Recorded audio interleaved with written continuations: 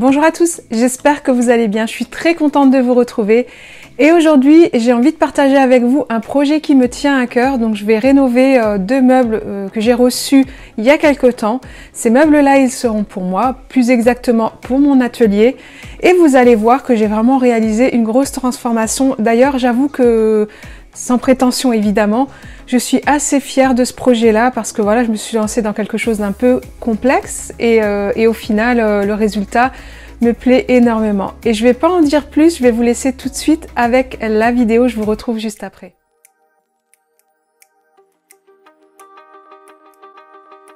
Et voici le meuble, donc il y en a deux identiques. Là tout de suite on va travailler donc sur le premier, je vais commencer par enlever les tiroirs.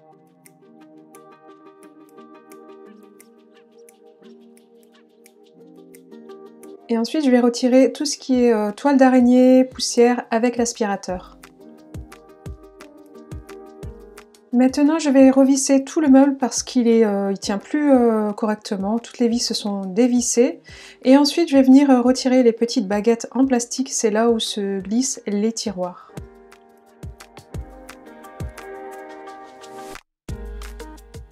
Maintenant, je vais venir poncer le côté des tiroirs parce que je ne vais pas les peindre pour éviter qu'ils accrochent quand je les referme. Et je vais bien reclouer l'arrière parce qu'il manquait énormément de clous. Donc je vais en mettre tout autour. On passe à la peinture et pour cela, je vais utiliser la 2 en 1 de chez Erika en couleur céramique. Donc la 2 en 1, c'est une belle peinture parce qu'elle va laisser apparaître les veines du bois. Elle s'applique essentiellement sur un meuble brut comme le mien, donc ça tombe bien. Et elle résiste à l'extérieur, donc c'est vraiment pas mal comme peinture. Maintenant, je vais m'occuper des tiroirs et pour cela, je vais commencer par les revisser également parce qu'ils bougent énormément.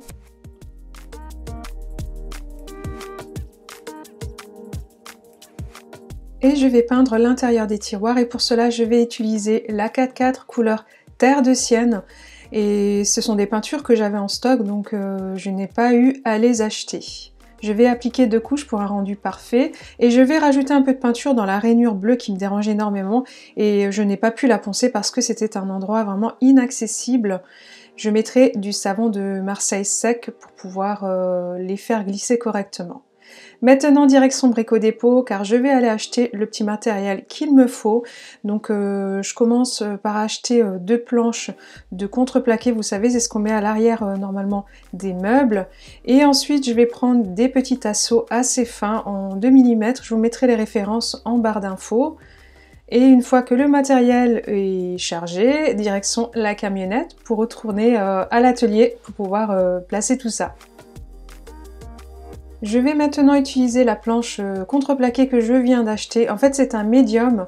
Donc, je vais dessiner les tiroirs pour pouvoir avoir le bon gabarit. Et en fait, l'idée, c'est de cacher toutes les façades. Je ne voulais plus ces façades d'origine. Je vais utiliser la scie sauteuse pour faire des découpes nettes et précises.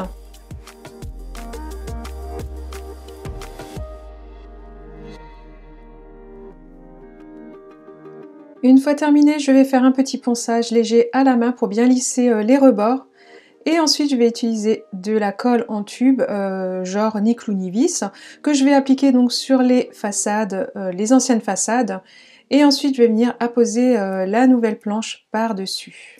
Je laisse bien sécher pendant 24 heures. J'ai évidemment fait ça sur tout l'ensemble des tiroirs. Maintenant, on passe à l'étape que j'attendais avec impatience mais que j'appréhendais aussi. Je vais venir réaliser un cadre sur l'avant des tiroirs. Pour cela je vais me servir donc d'une scie à onglet pour pouvoir créer des angles à 45 degrés. Franchement c'est top, les scies comme ça à onglet, on peut vraiment faire des multitudes de choses et j'ai hâte de l'utiliser encore. Bien sûr je suis passée par une petite formation que mon mari m'a faite parce que je n'avais jamais utilisé ce genre de scie. Il faut être vraiment très vigilant et faire bien attention à la sécurité et à vos doigts. Mais vraiment c'est mon petit joujou et je pense m'en servir encore pour d'autres vidéos. Il ne faut pas hésiter à poncer légèrement les bouts parce que des fois il y a des petits fils, enfin des petits morceaux de bois qui s'échappent un petit peu. Et je prends bien toutes les dimensions et je fais les coupes vraiment à la chaîne. Ça m'a pris franchement une demi-journée, c'est assez long parce que c'est très minutieux.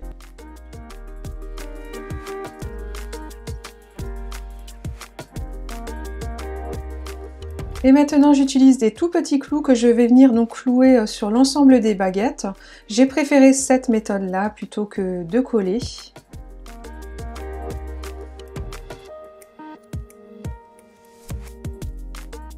Et si vos angles ne sont pas collés les uns aux autres, pas de panique, hein. Moi j'ai utilisé de la pâte à bois pour pouvoir reboucher. Et ensuite je suis venue poncer par-dessus et le résultat est vraiment nickel. Et on passe à la peinture, donc toujours avec la 2 en 1 couleur céramique. Là, je vais venir l'appliquer sur l'ensemble du tiroir, enfin des façades. Et pour l'avant, je vais utiliser un pinceau, un spalter, pour avoir un côté plus naturel, parce que le côté trop lisse ne me plaisait pas du tout pour les façades de tiroir. Je vais remettre les glissières en place, donc pour cela, rien de plus simple, hein. Je tape avec mon marteau et puis je vais mettre les vis là où il faut.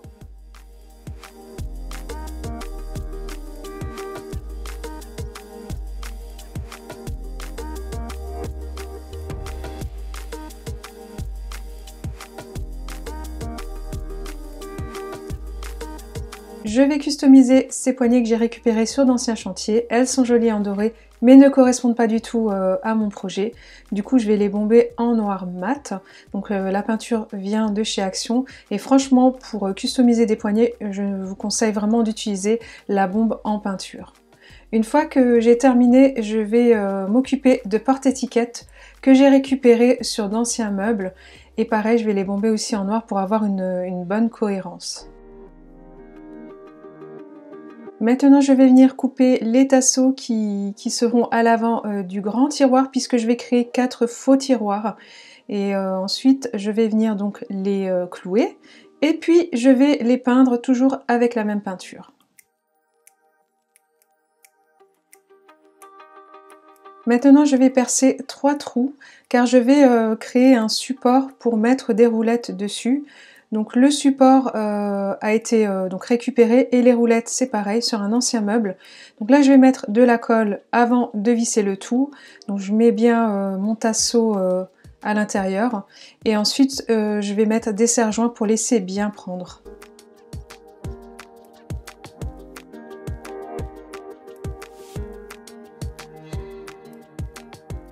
J'en profite pour visser mes 3 vis. Et ensuite, j'ai éclaté un petit peu le bois en vissant, donc je vais combler avec de la pâte à bois. Je vais prendre les repères donc des futures roulettes. Et ensuite, je vais créer un trou avec une perceuse et une mèche numéro 7. J'ai mis un scotch pour ne pas percer trop. Une fois que c'est fini, je viens mettre de la colle à l'intérieur des trous parce que je vais coller les roues et pas les visser. Et je m'assure de bien les enfoncer et c'est un petit peu difficile avec la colle qui est à l'intérieur, donc il ne faut pas hésiter à appuyer. Là moi j'ai pris un marteau et ensuite je vais mettre donc des serre-joints pour pouvoir bien sceller le tout. Ici je veux mettre un meuble sur l'autre puisque je vais créer une unité, donc je vais utiliser ces petits crochets que j'ai récupérés sur des meubles Ikea, voilà, quand vous en achetez ils les fournissent avec. Et ensuite avec mon mari on va mettre le meuble par dessus et j'ai plus qu'à visser l'arrière donc pour sceller les 2 meubles ensemble. Souvenez-vous des coins abîmés, du coup là j'ai décidé de mettre un tasseau en angle que je vais coller pour pouvoir cacher ces coins abîmés. Donc là je vais mettre les serre-joints et bien laisser prendre avant d'appliquer la peinture. Et ensuite je vais m'occuper des tiroirs, donc je vais mettre les porte-étiquettes avec des clous et les poignées sur tout l'ensemble des tiroirs. Cette transformation m'a pris un petit peu plus d'1 semaine, j'ai été vraiment dessus constamment. Voilà, ça a été beaucoup de boulot. Encore hier, dimanche, j'ai passé toute ma journée pour pouvoir terminer ces meubles et aussi pour vous présenter la vidéo. Franchement, je suis ravie de cette transformation. C'est pas de l'effort pour rien et j'espère que ça vous plaira. Et j'attends vraiment vos commentaires sous cette vidéo. Je n'ai plus qu'à vous laisser découvrir le résultat en images.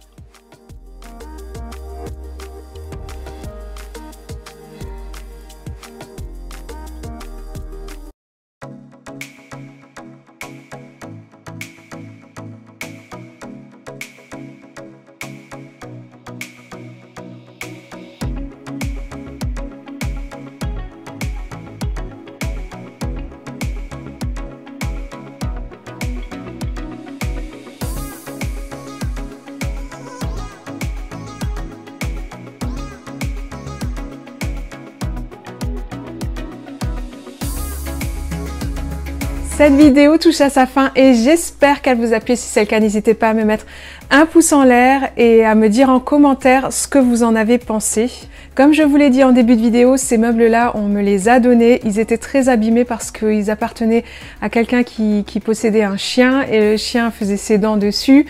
Du coup, il a fallu trouver des stratagèmes pour pouvoir un petit peu cacher. Et ça fait des années que je rêve d'un meuble avec style un petit peu antiquaire ou apothicaire. Et en fait, vous pouvez voir que c'est vraiment pas compliqué de créer des faux tiroirs, enfin en tout cas de fausses façades, voilà, avec un peu de matériel. Sachant que ce meuble m'a coûté 30 € puisque j'ai uniquement acheté tout ce qui était petits tasseaux et tasseaux d'angle. Le reste, c'est vraiment des choses que j'avais déjà à l'atelier, tout ce qui était peinture, pâte à bois, etc.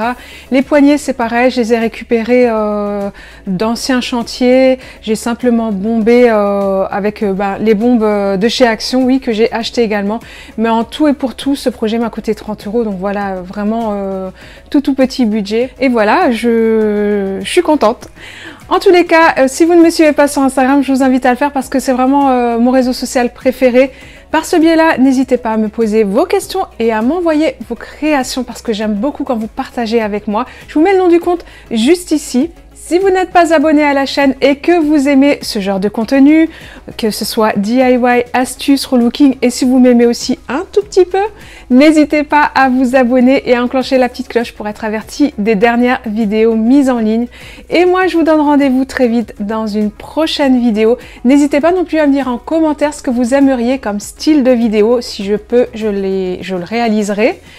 Et n'oubliez pas non plus de prendre soin de vous surtout. Et je vous souhaite une très belle semaine et je vous envoie plein de bisous. Et je vous dis à très vite. À plus. Bye.